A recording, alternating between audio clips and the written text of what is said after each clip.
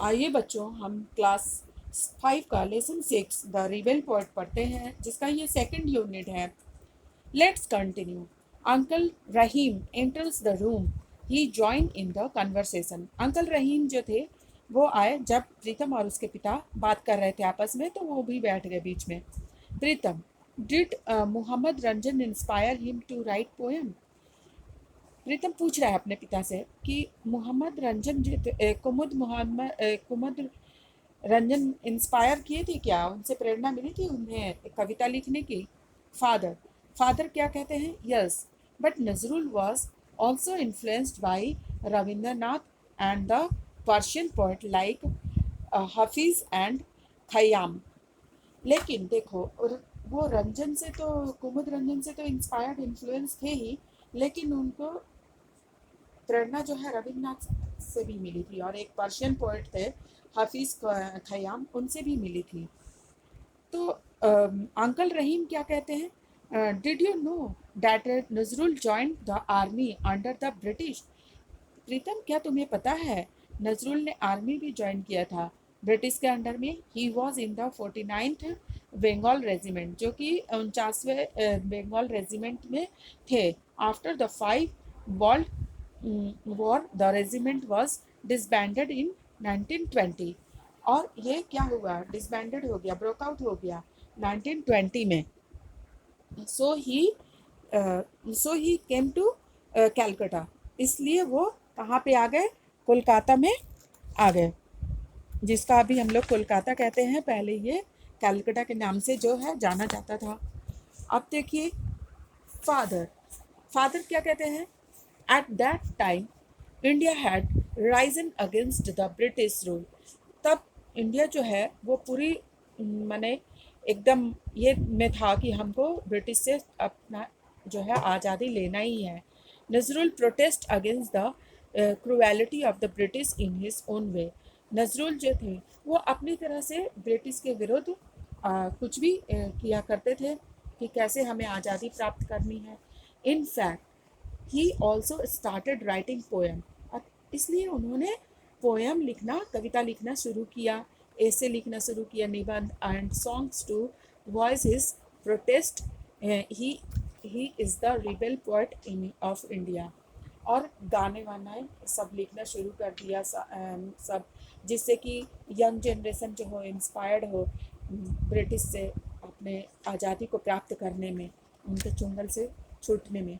Pritam, I hardly knew as much. मैं थोड़ा बहुत जानता हूँ इसके बारे में, प्रीतम कहता है। Father, you should read his poem like खानदारी खानदारी हुनसेर हुनसार ख़याम। क्या है?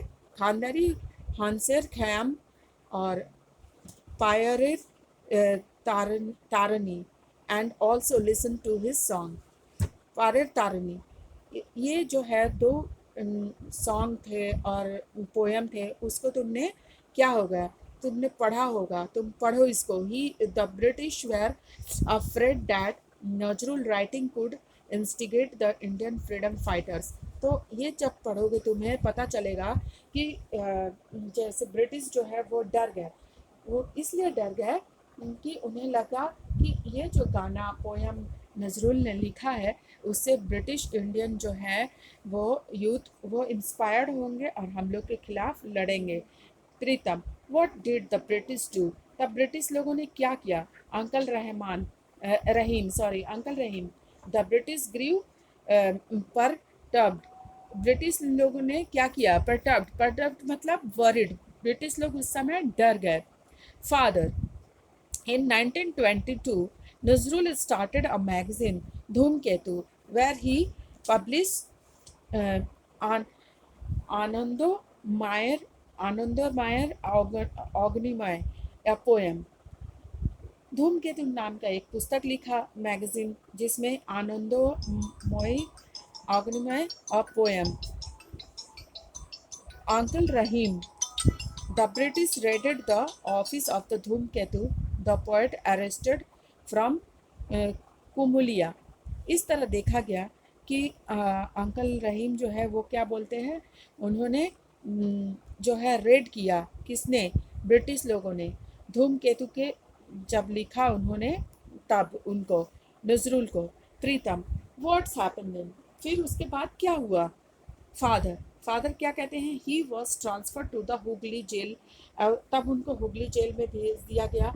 And there he began fasting, और वहाँ पे वो क्या करने लगे? उपवास करना शुरू कर दिए। It was his way of protesting against the torture of the British. ये उनका तरीका था, ब्रिटिश जिस तरह से लोगों को टॉर्चर कर रहे थे उससे प्रोटेस्ट करने के लिए, विरोध में जाने के लिए। Pritam, for how many days did he fast father, तो जो है प्रीतम पूछता है कितने दिनों तक वो उपवास रखे? Father, he fasted for more than a month, उन्होंने 1 महीने तक, उससे भी ऊपर उन्होंने जो है अंजल त्याग दिया था। In December 1923 he was release from jail, और दिसंबर 1923 में वो जेल से बाहर आए।